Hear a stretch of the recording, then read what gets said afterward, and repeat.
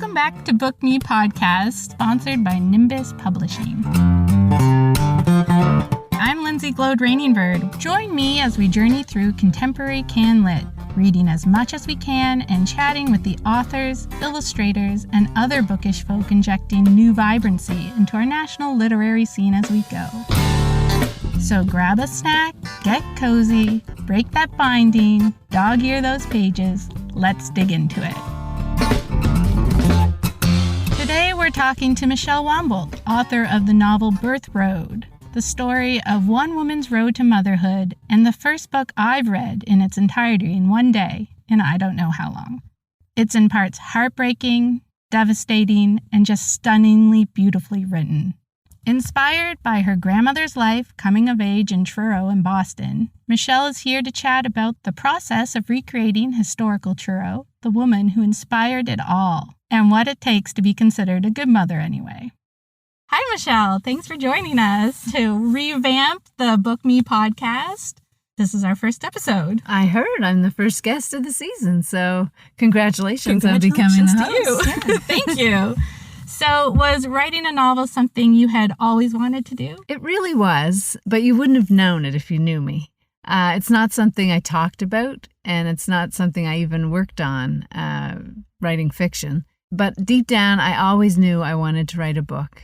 And throughout my life, I had enjoyed writing in English classes, and I was a journalism grad, but it wasn't the kind of writing I ever did. I worked in the government for many years doing communications work, and so it was the kind of writing that really didn't have a creative spark to it, speeches and news releases, policy papers, that kind of thing. Not the fun stuff. Not the fun stuff. And it's really the fiction, it's the putting the words on the page and taking all of the thoughts and chaos and bringing them together to create a story that I really enjoy. I almost look at it like a puzzle of words, and you're the one to put them together and to create the final product. That's beautiful. So you had this idea for quite a while, is that right? Well, yes. So it started out that a friend of mine, Kim Dano, she's actually the artist who did the map in the book. Many years ago, like over a decade ago, we both enjoy writing. So we said, let's start sending our writing back and forth to each other because we're huge procrastinators. So we did that. And the stories I started to write were about my grandmother because she had recently passed away. And I had absolutely no intention of writing a novel. This was just something for fun that Kim and I could do, and we could, get back into writing. And the first story I ever sent her was called The Doll.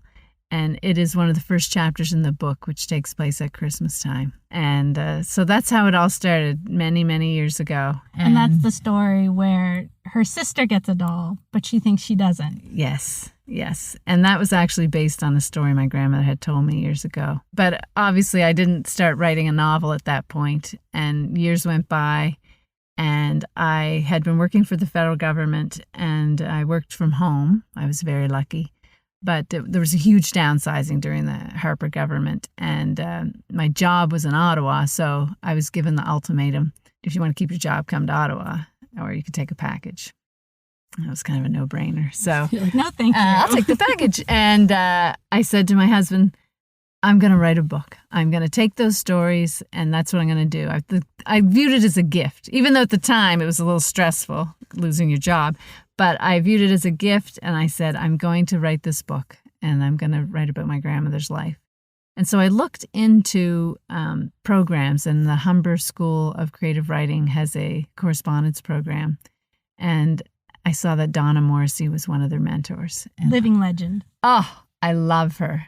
I mean, as a person and as a writer, I think she's an incredible storyteller, and she's so gifted. So I thought, if I get in and if I get her, I only wanted to do it if I got her, then I would do it. So I lucked out. And it's exactly what I needed. Like, I am nothing without a deadline. And so I need somebody to be accountable to, and I need a deadline.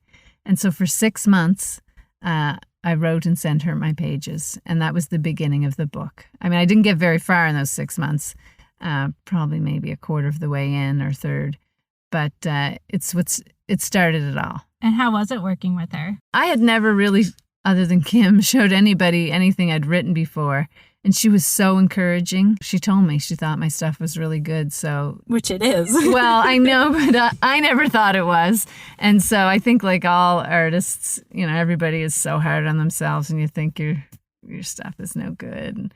But I think the best thing that came out of that was that it really gave me hope and it spurred me on. It made me think I can actually do this. Unfortunately, at the end of the 6 months, I didn't write again. Life gets in the way. So over the next several years, I was literally haunted by that book. I couldn't stop thinking about it. It was with me when I went to bed at night, when I woke up in the morning. And, over the years, I tried to pick it up again and get going, but I just couldn't get my butt in the chair, basically. But you couldn't let go of it But either. I could not let go. And it wasn't until 2019, my good neighbor and friend, Sylvia Gunnery, she's the writer as well, she strongly encouraged me to contact Chris Benjamin. He was doing a writer in residency at the South Shore Public Libraries in Lunenburg. And she said, talk to him and you can get going again on your book. And so I did. And so again, for a 6-month period, I had Chris, I had him to send my pages to every week. I had to meet with him, so I had a deadline. And in those 6 months, I finished the book. Well, there you go. Yeah. So it's only about a year of typing, but it literally was a decade of thinking about it. And I think that makes all the difference. If I sat down and wrote it in a year, 10 years ago, it wouldn't be the same book because I put so much thought into it over all those years. I think that's what made the difference. Yeah, you had all those ideas percolating. Yeah, I mean, originally it was going to be, the facts. It was going to be based on my grandmother's life and it was going to follow her true events. But that isn't the story that came to me. So how much is based in fact and how much did you tweak just to... Okay, everyone wants to know that question, especially everyone from Truro. It's a question I get all the time. Well, as I like to say, especially to my relatives, this is a book of fiction. It's a work of fiction. When I started to write, I had all these different thoughts in my head, and I was going down so many different roads. But ultimately, the story that came to me had this friend, Madge, who is totally fictional. And it was their story I wanted to tell. And I did bring in Edgar, who, her husband was named Edgar. I kept many of the same names as members of my family, but they all became fictionalized characters. I can't give all the secrets away in the book, Of course. There are many other things that happened to her in her life. My grandmother did grow up in a logging camp. She did go to Boston when she was a young girl. So there are many things based on fact, but it's been fictionalized. So why did you feel that you needed to add that character of Madge? What was so essential about her? Well, she just came to me. And I mean, obviously, this is my first book, so I don't know the process of others, but it's almost like a movie in my head. And so the characters appear, and I just follow them. Aunt Gertie and Aunt Nettie, Aunt Gertie. Love Aunt Gertie. Oh, she's my favorite. Now, I had an Aunt Gertie growing up. She was my great aunt. So I kind of based it on her, the jewelry. She'd let me wear all this costume jewelry, and she was just kind of an over-the-top personality. She was married to a guy from Ireland or Scotland, and so it's based on her, but Helen didn't have her in her life. Her life was a struggle. So I thought she needed a few of these people in her life to help along the way. Absolutely. So your grandmother was telling you all these stories when you were growing up. She told me a few stories. Okay. Yeah, a few, not very many. Even my own mom didn't know a lot about my grandmother's life or her father's life either. And so a lot of it I had to, make up on my own. It's to the point where Mom and I will be sitting there going, was this real or was this made up? Like we're so confused now. Sometimes we're like, was that doll real? I'm like, yeah, that was real. I'm like, this part wasn't. So it's kind of funny. And what did she think of the book, your mother? Oh my gosh. Well, I say in the acknowledgments, like literally she is my number one fan. And she has been thrilled with the book and the whole process. She's been with me every step of the way. And she grew up in Truro as well. And my grandmother and my great-grandmother, we all did. And so we still have so many people there that we know, friends still in Truro, even though my mom lives down by me on the South Shore now. So every night we talk and we call it the book report. She'll tell me who she spoke to that day and got emails from about the book and who liked it. And I'll say, oh, I got emails from so-and-so. And, it's been really fun. So in general, the response has been out of this world. I'm totally overwhelmed. I really am by the response. A day has not gone by that I haven't got some kind of an email or text from somebody, whether it's, a close friend or a family member or people I haven't seen or spoken to in over 30 years. And they're telling me, how much the book has touched them, how Helen won't leave them. Haunt them. Yeah, too. Helen stayed with them for days. And it's like every day I get a little mini review, a positive one, which is good. And it's just been so wonderful. I can't get over it. I can't get over that people would take the time to, send these congratulatory emails telling me what they thought of the book and how it's touched them. So, oh, it's a beautiful book. I gave it to my mother-in-law who grew up in Onslow, Truro. Oh, really? And she messaged me 2 days after she had read it, and she was it brought up so much. My life is so similar to all this stuff that's written in here. It brought up a lot for her too. So I've heard that from women of that generation. I have that comment from quite a few who say, I see myself in this story. This reminds me of my childhood, or I can see these people that I grew up with in my communities. So, that's it's a magical. Compliment. That is it's a magical big compliment. that you could do It that, is, though. yeah. So when you had all these stories, at what point did you realize there's a novel here, I need to write it? I wanted to do something a little bit different, and I wanted the book to be about memories. When I pictured Helen walking down the birth road, I'm picturing her talking about the key moments in her life, thinking back and what brought me to this point in my life where I'm going to have this baby. I didn't want to write the kind of book where every detail of every day, it's and then I woke up and this happened and the next day this happened. I don't really enjoy that kind of book. I think readers really want to think and to imagine. And that's what I want when I read a book. So I wanted these small little standalone chapters. Each one could be its own little story on its own. And I didn't want it to flow day by day. And so that's kind of what I tried to do. And I thought with memories, each chapter is a memory. So when you look back, the memories that Helen had as a child made sense to her at the end of the book. Made sense to all of us. Yeah, you know what I mean. So because our memories are usually triggered by something, those are the chapter headings. So when you have pink peppermints, throughout her life, every time she tasted a pink peppermint, she was going to think of that special someone. Or every time she smelled freshly cut spruce, she was going to think back to that Christmas day in her childhood. And because it was written that way, I could write them in any order I wanted. And then I switched them around into the order they became at the end of the book. The big climax scene, which everyone probably, if you've read the book, knows which one that is. I wrote that early on. So it wasn't like I wrote it from the beginning to the end.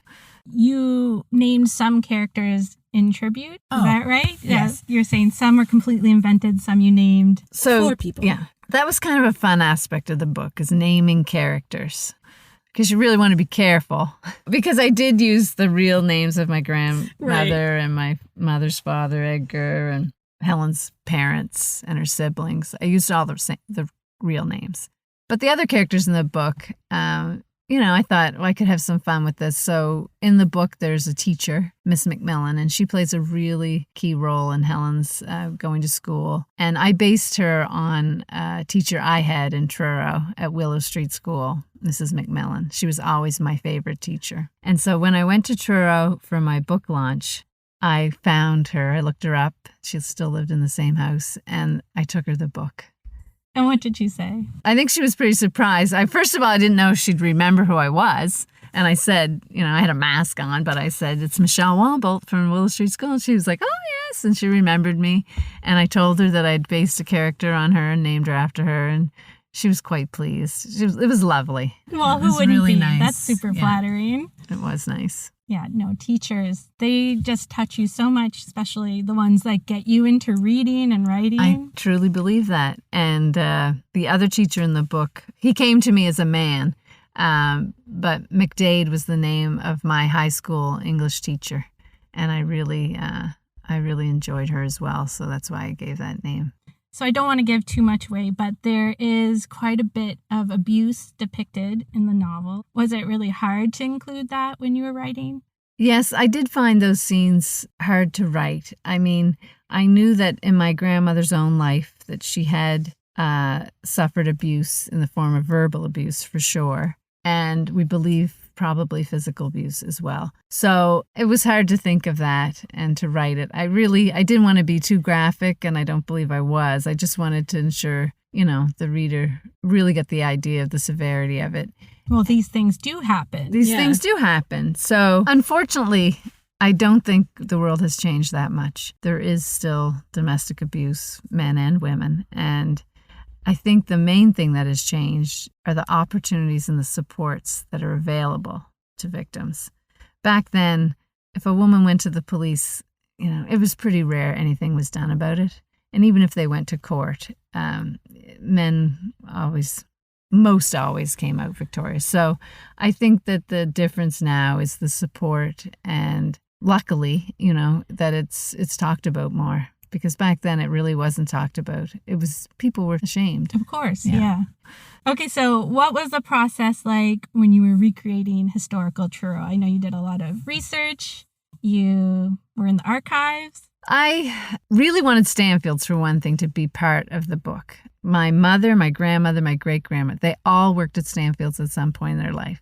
And so because Stanfields is such a big part of Truro, I also knew I could use it to my advantage in the book and keep coming back to it. Those were some of my favorite parts of the book, by the way. Great. Depictions of Stanfields and the people there and the coupon books and everything. So I did contact Tom Stanfield. He's retired now, but he was still working at that time, and he's a family friend. So he arranged for me to go all through the mill, from the making of the wool to the sewing area, and it has not changed over the years at all. Obviously, they have electronics now and all that kind of thing, but the general outlook inside looks much as it would have back in my grandmother's day. They still have the large windows lining the back that overlook the marsh. There's no air conditioning. It's, the ladies are all at their machines. So I got a chance to talk to a lot of the workers. And Tom also gave me the name of a couple of retired gentlemen. So I met with them individually. And one of them had worked for Stanfields, I think, for almost 50 years. Oh, wow. And so he was there also back in the day. And they both had tons of stories for me. And I used a lot of them in the book and fictionalized the stories. I mean, I also researched everything from train schedules and what trains were like on the inside during that time, and what kind of skates people would have worn, the movies, the songs on the radio, the kinds of radio. I tried to make it very authentic, and I really hope that I did a good job on that, because I wanted it to be like people were really in that time. Oh my gosh, you did a great job with that. Thank you. It felt like a movie to me, and it just felt so authentic. I felt like I was there. That's wonderful to hear. During my editing, well into my editing process, I thought maybe it would be good to have a map at the beginning of the book. Because in my mind, I watch Helen walking down the road. I can see everything so clearly, and I know that she's smelling certain things or seeing things that are bringing on these memories. So I thought it'd be great if we had a map, and then all the readers could kind of experience that. And so I approached Nimbus, and they thought it was a great idea. And I said, I have the perfect person, who is my friend Kim, who's an amazing artist, Kim Dano. And so she graciously agreed, and she did the map. So I provided her with all kinds of historical photos. I went to Truro and I took pictures of the actual houses as they look today. Because a lot has changed, but a lot has stayed the same. A lot has changed and a lot has stayed the same. The maternity's home is still there. It looks exactly the same. It's an apartment complex, I think. Obviously, Stanfields is there. The house with the stone walkway. I mean, Helen actually lived in that house, and I think it's an insurance company now. So that was great. She did the map, and I've had a lot of feedback that people really liked the map at the beginning of the book, so that's great. The other thing, shortly after I heard from Nimbus that they were accepting my manuscript and I got a contract, my mother had her birthday, which was on July 18th. And so we went to Truro on her birthday, and we found the house out on Pictou Road where Helen had boarded when she was pregnant. And we went to the door, and a lady was there, and we talked to her and confirmed that we did have the right house. And so the mom and I walked. It was a beautiful sunny day, and we walked from that house out on Pictou Road all down through Bible Hill, through town, over the bridge, which overlooks Stanfields, and all the way down to Queen Street to the maternity home. It was amazing. It's a long walk, too. It is a long walk. I'm from Truro, I know. And we just stopped along the way and took pictures of all the different houses. And my husband and one of my sons were there, and they drove and met us. It was incredible. We had such a good time. Full circle moment. It was, yeah. Reading Birth Road, location very much felt like an extra character in the story. Was that intentional? Truro is home for me. I mean, I left there when I was 18 years old, but no matter what, it always feels like home. It's a special place. And I think, we all grow up and can't wait to get to the place we came from. I mean, I couldn't wait to get to a big city. And then I went to one and I couldn't wait to come back. But for me, I really wanted Truro to be the setting of the book, obviously. And I also wanted to portray it in the way I saw it when I was young. So when I grew up, there was always that one person in town who was the gossip and always seemed to have all these stories about other families. And as a child, you wondered, how do they know these things? And so I knew that my grandmother's family as well had many secrets in their life. And I wanted to keep those secrets as part of the book and even use them to help me move the plot along. And so even though it's Truro we're talking about, just like any small place in any part of the globe, the same thing happens. You've got hearsay, you've got whispers. And my favorite line in the book, which is the beginning of the book, really speaks to Truro. And I thought I'd just read that for you now. This was a small place where the wind carried whispers like snowflakes, and all heads turned eagerly to catch them on their tongues. Yeah, definitely. I thought so. I really thought that captured the essence of where she was growing up and what she was dealing with in listening to these rumors around her and not understanding what was going on in her own family. Would you ever consider revisiting these characters in a future novel? I'd love that. I love them. Didn't want the book to end. I've heard that from other people. And no, Helen's story is over. So I think we'll leave it to the readers to imagine what happens to Helen after she has her baby. Or until maybe one of your sons writes a book and continues it on. Yeah, maybe. More family history. And you're working on a second novel right now? Can you tell us anything about that? I do have a couple of projects on the go, and just like my first one, they won't leave me. I've had these ideas for quite a few years, so I know I have to get them down on paper. And one of them I am writing, but I'm just, right now, life is so crazy with the book and promoting it, and I'm going through a crazy house renovation. So as soon as things settle down a little, I will be continuing with this novel, which is a historical novel again. And this time it's set down on the South Shore of Nova Scotia. But it is in about the same timeline. It's in the 1930s. Be a whole series. Yeah, well, and that's all I'm going to say about that one. Okay, and then apropos of nothing, I just like to know, what are you currently reading, or what's on the top of your to-read pile? I just started the Dictionary of Lost Words. So far, I'm just absolutely loving the writing, and I think it's going to be a really good read. I recently finished Stephen Malone, The History of Rain. It was very, very good. Yeah, I really enjoyed it. And one of my other favorites recently was The Cloud Cuckoo Land by Anthony Doerr. All the Light You Cannot See is one of my all-time favorite books. So I was really curious to see where he was going with this. It's totally different. It's a really good story as well. Awesome. And then you picked something to read for us. I have. The book starts out with Helen looking back in a prologue. She's an older woman looking back and talking about the road she walked.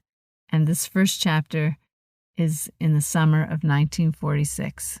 So she's starting out the day before she gives birth, actually. It's called Thunderstorms. Thunderstorms, summer 1946. The full force of heaven rained down on us that night. Each rattling crack of thunder was followed by a brief light and held such shocking intensity I could not help but think of my father. When storms shook our tiny cabin in the woods, he held me close and told me not to worry. It was only God clearing his head for tomorrow. Good things are coming, he said. God is getting ready for a special day. And it was a special day, the day I walked that road. The best memory I have is the day she was born. Mrs. Johnson told me just the week before that I was close. "You've dropped, Helen. It won't be long now." She was excited at the prospect of having a baby in our house again, and all the joy she knew came with a little one. At that point, I was so naive and scared I did not know what to expect, but I was determined to face it with courage. I had no desire to involve my mother in the birth of my child. She would not understand or accept my decisions. There was no use trying to explain. All I knew was that I needed to be away from the familiar and start living a new life, a life of my own. Mrs. Johnson was more than happy to rent me a room when I arrived at her door 6 months earlier, soaking wet, trembling, and unable to speak. A lost soul is what she called me that day, and I think she may have been right. But time had done its work, and I felt like a new person. 2 people, really, myself and the little one growing inside me. Hope had not been something I was taught as a child, but it was something I now clung to. At dawn that summer's day, I quietly gathered my bag and crept down the stairs. The weathered floorboards on the old porch were still damp, and I paused to look at the long road ahead. Steam rose from the dirt, erasing last night's storm. The fields surrounding the house were lush and green, and the morning dew clung to each blade of grass like stubborn tears. I wore the only coat I had to cover my large stomach. It was not meant for summer, and I knew the coming heat would be unbearable, but it was my only choice. My suitcase weighed me down as I struggled to walk, to keep breathing through the pains that gripped my belly and traveled down my back. I had 7 miles to go. Lingering storm clouds kept the light at bay as I approached the end of Mrs. Johnson's lane. Before turning onto the main road, I stopped under the oak trees. I closed my eyes and listened. I could make out the robins, warblers, the thrush as they brought in the new day. I had never heard birds so clearly. Their high-pitched calls and low twittering melodies mingled together to create an air of exciting anticipation. I opened my eyes to search for the morning choir, just as the sun started to peek through the clouds. The light was streaming through the outstretched branches, cascading toward the earth. I smiled, remembering the magical shafts of light from my childhood in the woods. That's beautiful. Thank you. So you talked about having this idea for decades, and I mentioned to you in our correspondence that I had read Big Magic by Elizabeth Gilbert, where she talks about how creative ideas and inspiration will sit with you, but if you don't grasp them, they'll leave and find a different creative outlet. So I guess my question to you was, how did you grasp that? And was that a concern for you that it would, if you didn't, it would just go away? When I read your email and you mentioned Elizabeth Gilbert and Big Magic, I just couldn't believe it because here it is sitting beside my desk always. I read this book in 2019 just as I was about to start the writing process again. And it just spoke to me when she talked about how ideas come to you and you have to grasp them or they'll haunt you or they'll leave. Now mine luckily had stayed with me for a very long time, but they were haunting me. And I just found so much inspiration in this book. And I think anybody who is an artist of any kind would also. I brought it with me today to show you. And on the inside cover, I have written all the different times I've read it. So I've already read it 4 times, and I think I'll probably read it many more in the years to come. Big Magic was also spoke to me when I read it as well. Yeah, I really enjoyed it. And I love the book, and I'm excited to see what else comes. Do you have any upcoming events? Yes, I will be at the Mayflower Indigo, the Mayflower Mall in Sydney, on July 16th doing a reading. So if you're anywhere near there, stop by and meet her for yourself. Pick up a book. It's so wonderful to hear from people. Like just when I drove in today, I had messages and I popped them open, and it was from, I used to work as a stringer for the Chronicle Herald, and my first editor, she just sent me a note that she read the book and loved the book. So, it's just wonderful. You deserve it. Oh, thank you very much. Thanks so much for kicking off the Revamp podcast with me, Michelle. Birth Road is out now, just waiting for you. Find it wherever you buy books. And thank you for listening and hanging out with us. Enjoy the rest of your day and join me next time on this book lover's journey as we try to read more, read Canadian, read local. All the best things.